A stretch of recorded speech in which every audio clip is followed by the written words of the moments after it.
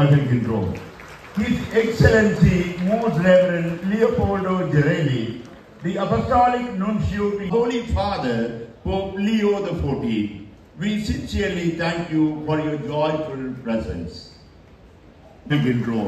We would like to felicitate with gratitude Archbishop Emeritus of Mumbai, His Eminence Oswald Cardinal Gracious, who joyfully elevated St. Thomas Mount Shrine to share our happiness. தமிழக ஆயர் பேரவையின் தலைவரும் சென்னை மயிலை உயர் பாண்டிச்சேரி கடலூர் உயர் மறைமாவட்டத்தின் பேராயர் மேதகு டாக்டர் பிரான்சிஸ் கலிஸ் அவர்களை அன்புடன் வாழ்த்து of the Tamil Nadu Legislative Assembly, who is here with us representing the government of Tamil Nadu and our beloved Chief Minister. In this national shrine, a basilica, our beloved Bishop, Most Reverend Dr. A. Needinathan, his constant perseverance and efforts has given us a basilica, not just to our diocese, but to the whole Catholic Church. To wish him on his 70th birthday, may I request our beloved Apostolic Nuncio to offer him a bouquet on behalf of the religious and state dignitaries gathered here. Father A.D. Michael, the rector of the newly elevated basilica, will offer him a panade, and Reverend Father P. Estacu, the vicar.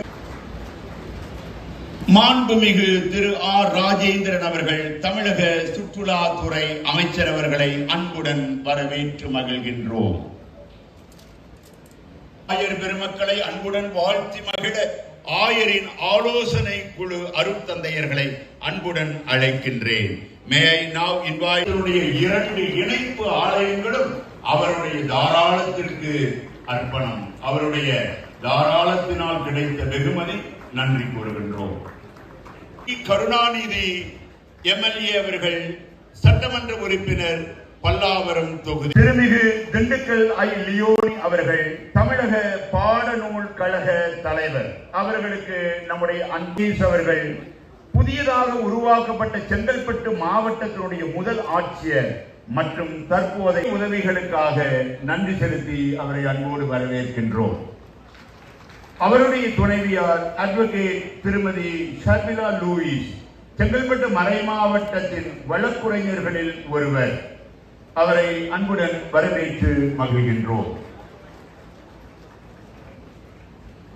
திருவாளர் என் மாரி Wilson, ஏடி Michael அவர்களுக்கு ஒரு சகோதரர் போல இங்கு நடைபெறுகின்ற எல்லா நிகழ்வுகளிலும் அவருடைய உதவிகள் ஏராளம் தாராளம். அவருக்கு சிறப்பு நன்றியை மனமகிழ்வோடு தெரிவித்து மகிழ்கின்றோம். ஏராளமான அன்பை பொழிகின்ற திருவாளர் சேவியர் அல்போன்ஸ் அவர்களுக்கு நம்முடைய அன்பும் நன்றியும்.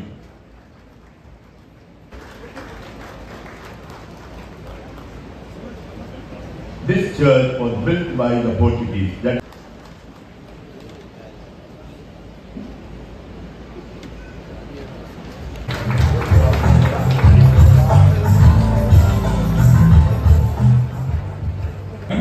மலபார் கடற்கரையை காலடி பதித்த புனித தோவையா கேரளாவிலும் கொரமண்டல் கடற்கரை பகுதிகளிலும் பயணித்து அங்கிருந்து தமிழகத்தின் மயிலாப்பூர் மற்றும் இந்த காண கிடைக்காத மலைக்கு அவர்கள் வருகை தந்திருந்தாலும் குறிப்பிடத்தக்க அளவுக்கு வரலாற்றில் பதிவு செய்யப்படவில்லை.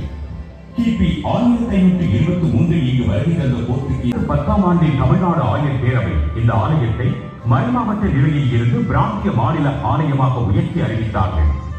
இதன் உச்சகட்ட வளர்ச்சியாக சான்வதோர் பென்னோக்கி மற்றும் இந்தியாவுக்கான அப்போஸ்தலிக்க தூதர்கள் இணைந்து இவ்வாலயத்தை புனித தோமையார் தேசிய திருத்தலமாக அறிவித்தனர். புனித தோமையார் தேசிய திருத்தலம்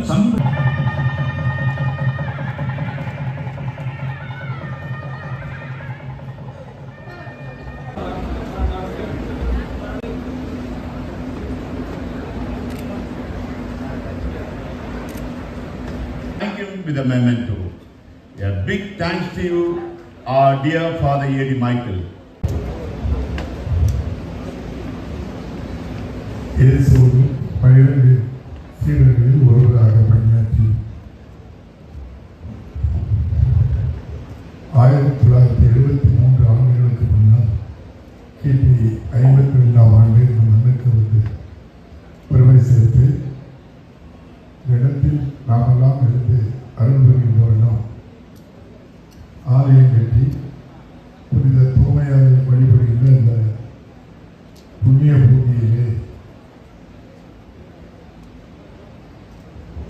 திருத்தலமாக இருந்து இப்போது பேராலயமாக உயர்வு பெற்று பெருமைப்படுத்திக் கொண்டிருக்கின்ற இந்த அருமையான நிகழ்ச்சிக்கு வருகிறது வாழ்த்தி அமர்ந்திருக்கின்ற நம்முடைய நேபாள் இந்தியாவுடைய தூதராக இருந்து கொண்டிருக்கின்ற மேதகு லியோ போலோ கிர்லி அவர்களே, மேதகு ஆயர் ஹைதராபாத் அந்தோனி கர்தினால் பூரோ அவர்களே, நம்முடைய மும்பையினுடைய முன்னாள் பேராயர் மேதகு ஆசர் கர்தினால் கிரஷிஸ் அவர்களே,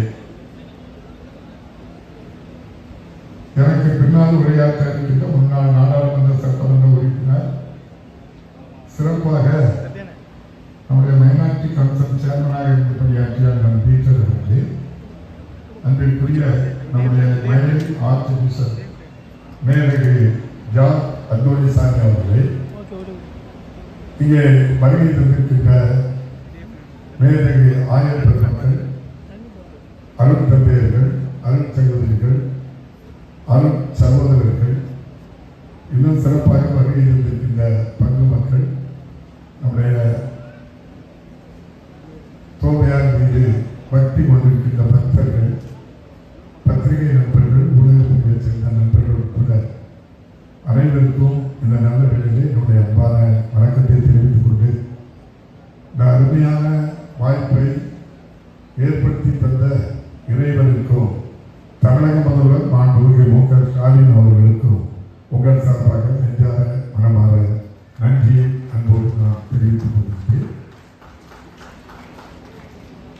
ஒரு என்ன ஒற்றுமை என்றால், இது திருத்தலமாக உயர்ந்த போது மறைந்த தலைவர் கலைஞர் அவர்கள் முதல்வராக இருந்து பெருமை சேர்த்தார் என்பது பெருமை. இன்று பேராயமாக மைக்கேல் அதிபர் அவர்களால் அவருடைய கடுமையான முயற்சியால் இது உயர்த்தப்பட்ட போதும் முதல்வர் இன்றைய முதல்வர் மு.க. ஸ்டாலின் அவர்கள் ஆட்சியில் இருப்பது நமக்கெல்லாம் பெருமையாக இருக்குது. இது இறைவனுடைய அற்புதமான ஒரு வாய்ப்பாக நாம் கருதுகிறோம். எளிதாக இதை நாம் கடந்து சென்றுவிட முடியாது. 2000 ஆண்டுகளுக்கு முன்னால் இயேசு பெருமானோடு பணியாற்றி எந்த போக்குவரத்து வசதி இல்லாத காலத்தில் எவ்வாறு இங்கு வந்தார் என்று தெரியாது. நாம் சற்று சிந்தித்து பார்த்தோமானால் எவ்வளவு துன்பங்கள் துயரங்களை எல்லாம் தாண்டி இந்த மண்ணுக்கு வந்து முதலில் கோட்டயத்திலே பல ஆலயங்களை கேரளாவில் என்று இப்போது அழைக்கின்ற அந்த பகுதிகளிலே பல ஆலயங்களை கட்டியிருக்கின்றார்கள். அதுவும் குறிப்பாக சொல்ல வேண்டும் என்றால், எழுப்பப்பட்டிருக்கின்ற நம்முடைய மலங்கரா ஆர்த்திடஸ் சிரியன் சர்ச் என்று சொல்வார்கள். முதலாக இந்தியாவில் உருவாக்கப்பட்டது அல்லது உருவாக்கிய அல்லது தூய்மையார் அவர்களால் உருவாக்கப்பட்ட ஆலயம் என்று பெருமையோடு சொல்வது அங்கேதான் இருக்கின்றது.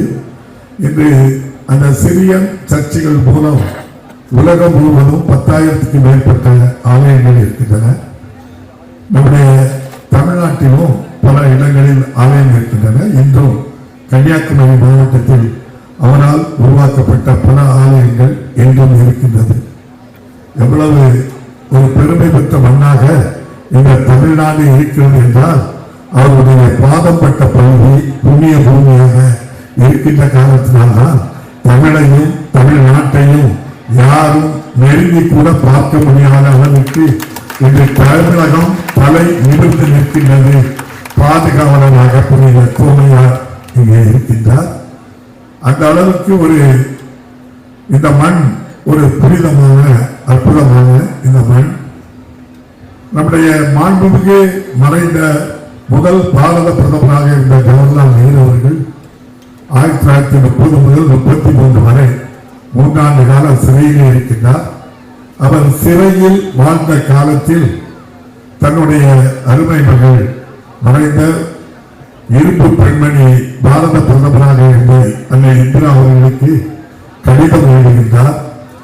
அந்த கடிதங்களை எல்லாம் 3 ஆண்டு கால கடிதங்களை தொகுத்து கிளிம்சஸ் ஆஃப் வேர்ல்டு ஹிஸ்டரி அப்படி என்று ஒரு தலைப்பிட்டு உலக வரலாற்றின் காட்சிகள் என்று அவர் எழுதப்பட்ட அந்த ஆங்கில புத்தகத்திலே நம்முடைய புனித தோமையார் அவர்கள் கிபி 52ஆம் ஆண்டு இந்த மண்ணுக்கு வந்து 72ஆம் ஆண்டு வரை அவர் ஆற்றிய பணிகளை பற்றி குறிப்பிட்டு அவர் சொல்வது என்ன சொல்கிறார் என்றால், இவர் இந்த மண்ணிற்கு கால் பதித்த பின்பு நாகரிகம், பண்பாடு, சமூகத்தில் ஒரு உயர்ந்த நிலையை உருவாக்குவதில் முதல் புள்ளி வைத்தவர் தோமையார் என்று சொல்லி ஜவஹர்லால் நேரு அவர்களுடைய புத்தகத்தில் குறிப்பிட்டு எழுதியிருக்கிறார் என்று சொன்னால், எந்த அளவிற்கு நம்முடைய மறைந்த ஜவஹர்லால் நேரு அவர்கள் உலக அளவு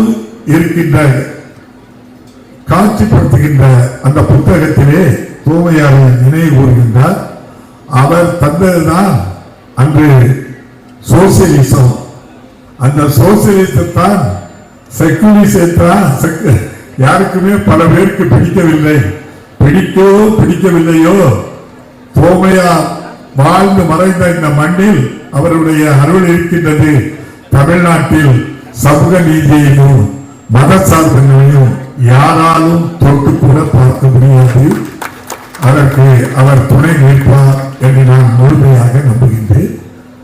பல மாநிலங்களில் இன்று என்ன நடக்கிறது என்று பார்ப்பீர்கள். வழிபாட்டு தலத்திற்கு செல்ல முடியாது, சென்று திரும்பி வர முடியாது. வழிபாட்டு ஆலயங்கள் நேற்று பார்த்திருப்பீர்கள், இன்று இருக்காது. ஆனால் இந்தியாவிலே தமிழ்நாட்டில் தான் தமிழக முதல்வர் மு.க. ஸ்டாலின் அவர்கள் இந்திய அரசியலமைப்பு சட்டத்தின்படி சட்டத்தின் ஆட்சியை நடத்தி அனைத்து மதத்தினரும் அவருடைய வழிபாடு தலங்களுக்கு சுதந்திரமாக வழிபடுவதற்கு பாதுகாப்பு கொடுக்கின்ற ஒரு அரசாக இந்த அரசு செயல்பட்டுக் கொண்டிருக்கிறது. எல்லோரையும் சமமாக பார்க்கின்றது. நம்முடைய அண்ணன் பீட்டர் போன்ஸ் அவர்கள் சிறுபான்மை ஆணையத்தினுடைய தலைவராக இருந்து பணியாற்றிய காலம் எங்களுக்கு நீண்ட நாள் கோரிக்கை.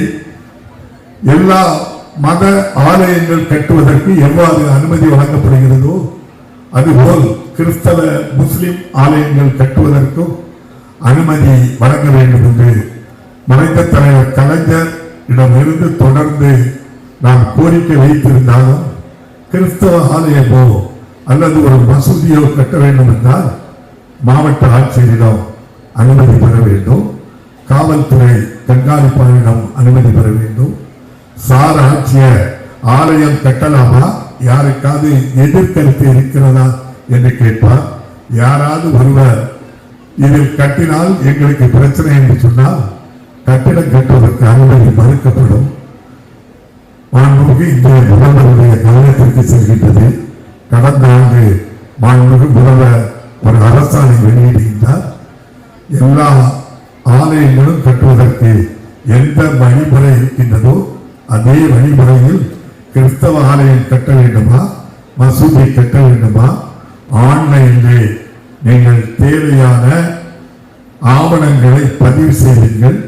பதிவு செய்து முழுமையாக பதிவு செய்வதில் 30 நாட்கள் காத்திருங்கள்.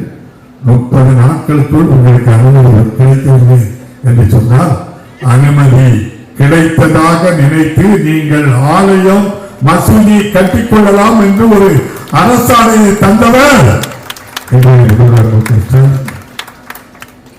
ஆகவே இந்த அற்புதமான நிகழ்ச்சிக்கு மாண்புமிகு முதல்வர் அவர்களால் நாங்களும் இங்கே வருகை வந்து எங்களோடு மாண்புமிகு அமைச்சர் பெருமக்கள், இந்த மண்ணின் மைந்தர் தாமோ அம்பரசு அவர்கள், அண்ணன் நாசர் அவர்கள், அன்பிற்குரிய தம்பி ராஜேந்திரன் அவர்கள், பாசத்திற்குரிய தமிழ்நாடு பாடநூல் கழகத்தினுடைய தலைவர் அன்பிற்குரிய ஐயா, அவங்கெல்லாம் பேச விட்டா கூட்டம் வந்துகிட்டே இருக்கும். அந்த அளவுக்கு சிறப்பாக பேசலாம். நேரமில்லை. 4 மணிக்கு நீங்கள் எல்லாம் பூஜைக்கு வந்து தொடர்ந்து என்னும் காலத்தை நீங்கள் திருப்பி பார்க்கின்றீர்கள்.